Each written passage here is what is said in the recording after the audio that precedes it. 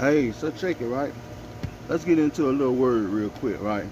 So if you read the Bible, if you read some of the Bible, and then you know a little bit about the Bible, you'll know that there's no story in the Bible that doesn't reflect to someone's life and someone's situation right now, right? The Bible was in AD, right? Everything that happened was before me and your time, right? But there's nothing that happens in this Bible that doesn't reflect some part of our life or someone else's life. So take for instance, if you go to Genesis 37, chapter 37 and Genesis 30, 39, it talks about Joseph. You know, Joseph was this young guy, this young man of God. God showed him dreams and gave him understanding of dreams, the same way he gave Daniel. But Joseph was before Daniel. So anyway, Joseph had these brothers, if you don't know the story. And he told his brothers about his dream, and his dream was so much predicting that his brothers would be under him. He was the youngest, and his brothers was the oldest. And his dreams predict that his brothers will worship him, right? And this will go to show, if you read Joseph, you read this story about Joseph, it will not only show you that God doesn't always make provision, but it also shows you that we don't understand what God is doing. And it's not for us to understand what God is doing. Sometimes God moves in ways that they are mysterious because we don't know what God is doing. We don't know God's purpose. And we sometimes we think that God has abandoned us. God has left us alone. As you read about Joseph, his brothers threw him down a pit, and they was plotting to kill him, right? They were trying to get up the nerve to kill him. But God, when God is with you, God will always be with you. He will never leave you. He will never forsake you. He will never run off. We're the one that runs off from God. See, so you continue to read the story. They sold him into slavery. And that can't be a good thing in Joseph's mind. In slavery, my brothers don't sold me to slavery.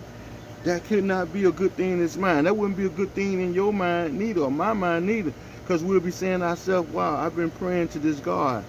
I've been praying to this Savior all my life. And he said he will never leave me, never forsake me. But look at me, now I'm in slavery. I am going to a foreign country. I'm about to do work and be forced to do work. And that is the same thing in our everyday life right now. It seems like we are forced to do things. It seems like we are praying, but our prayers aren't being answered. You know, it seems like we're calling on God, but he's nowhere to be found, right? It seems like we're going through hardship, and God is no longer there. It's like the story of the footsteps in the stand. You know what I'm saying? When everything was going good, we could see the two footsteps in the stand, housing Jesus, housing God. You know what I'm saying? But it seems like now that things getting hard, you know what I'm saying? Things are getting difficult. We look and them footsteps not there anymore. See, what we don't realize in life that God moves on his terms. And God is always doing something. See, God knows the devil. And he knows the devil is always trying to do something underhanded and sneaky. But God is always so far ahead of the game. You know what I'm saying? God is so far ahead of the game that his game can't be stopped. You know what I'm saying?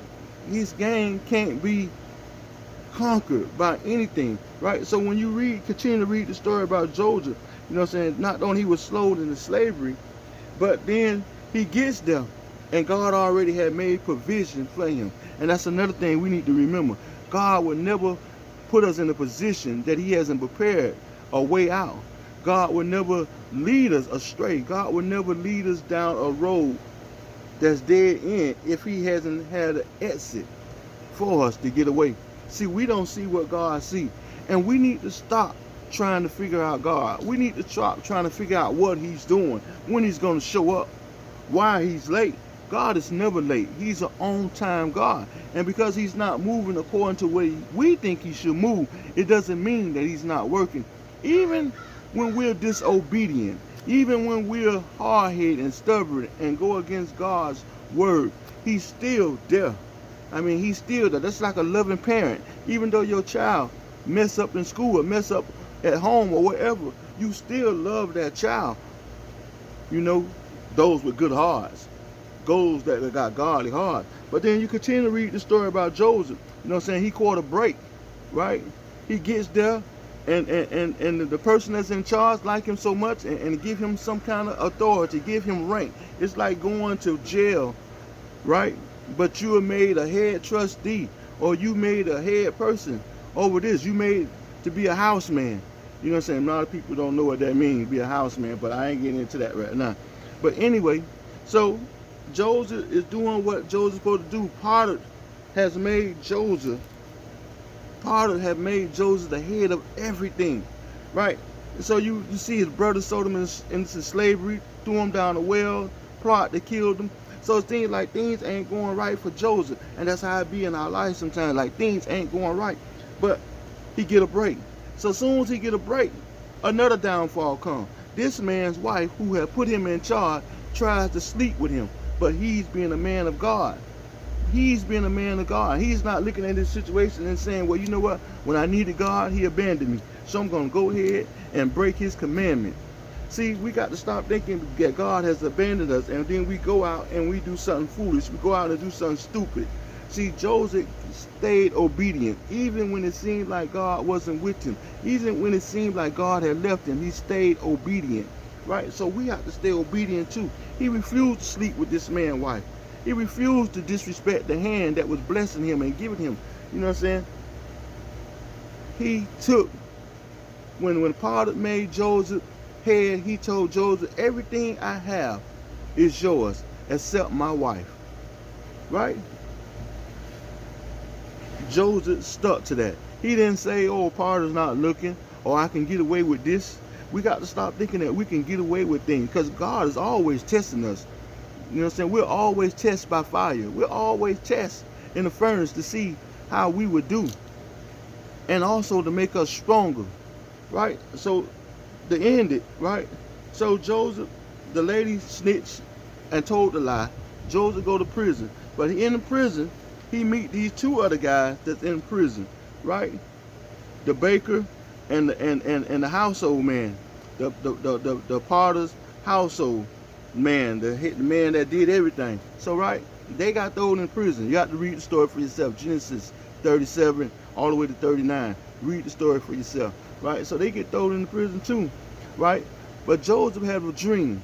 He has a dream, and he told them his dream because they was in prison. They was afraid they was going to be killed, that the head man was going to kill them. Potiphar was going to kill them. But Joseph had a dream. He told them the dream. And the dream came true. But Joseph said, when you get out, remember me. Remember me. Right? And that's how we do sometimes, right? We forget people. We forget those who helped us when we was down. We forget those that was there for us when we was going through a difficult time.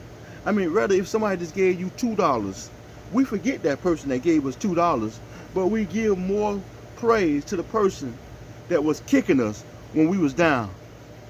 But those that gave a little help, we ignore them, right? See, Joseph interpreted a dream for them, and their dream came true.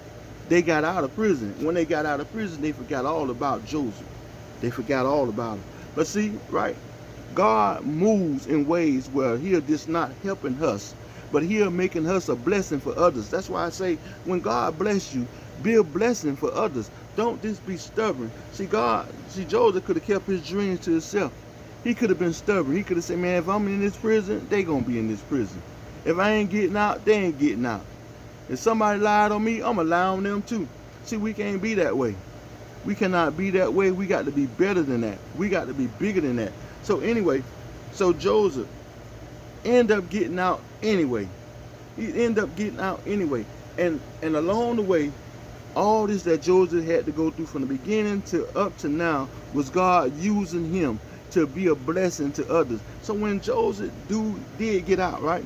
So you could just say, right, the time that Joseph spent in prison was a time that God was putting things in line. Read the story, Genesis 37 to 39. God was putting things in line, right? Because a drought was going to be coming. You know what I'm saying? A dry season was going to be coming. But God was putting everything in line. See, God don't have to rush anything. We want God to rush. We want to be in a hurry all the time. We got to slow down and take it easy and let God do what he do. You know what I'm saying? We got to give God the driver's seat, and we just got to stand there and know that he's taking us where we need to go at. It's a hard lesson. It's a hard thing for any of us to just say, man, you know what? It's like free falling. Oh, Lord, I know you're going to catch me. You know what I'm saying? We just got to trust that whatever God is taking us through, he got a beautiful ended, right? And along the way, we're going to make some stops. We're going to have some pitfalls. We're going to get back up. We're going to fall again. But God is taking us through this journey, and we are learning as we grow. You know what I'm saying? So Joseph get back on top. He's back the head man now. He's even stronger than he was before, right? And so now here's the end of the story. So now this drought come. Joseph Joseph had a dream that it was going to be a drought. He told Potiphar what the drought was about, the dream, and came up with a plan. God put it in his heart. So in the end, his brothers had to come back to him. You know what I'm saying? And then if you keep reading, right, and I'm going to end this on this note right here. In Genesis 50:20, in Genesis 50:20, when he finally meet his brothers again, he told them, he say, don't be afraid, for I know the thing that you have done. You intended to hurt me, but God used it for good. Sometimes people in our life, some people in our path, I mean, even if you get in trouble, you go to court, you go to jail, or whatever, there are people that will try to hurt you. There were people who will try to put you down. There are people in your own family that will try to hurt you and put you down. But listen, right? God will use it for good. God will turn it around and use it for good. See, God is not allowed when he say, I'll make your enemies your footstool. See, Joseph's brothers became his footstool because he trusted in God. See, we got to continue to trust in God. We got to stop thinking that he's not with us because we don't see them steps in the sand no more. We got to stop thinking that God abandoned us and think and know that God will never leave us, never forsake us. And whatever we go through, he's taking us through this storm to make us stronger, to embrace it. We have to know how to tell our storm, peace be still. And we tell our storm, peace be still, by just trusting in God. Sometimes we don't even have to say a word, because God is doing all the talking and all the fighting for us. We just have to stand up and be obedient. So read the story, Genesis 37-39. I hope you have a blessed day. Happy Sabbath. May God smile on you, and may we give him the time and the patience. Time and patience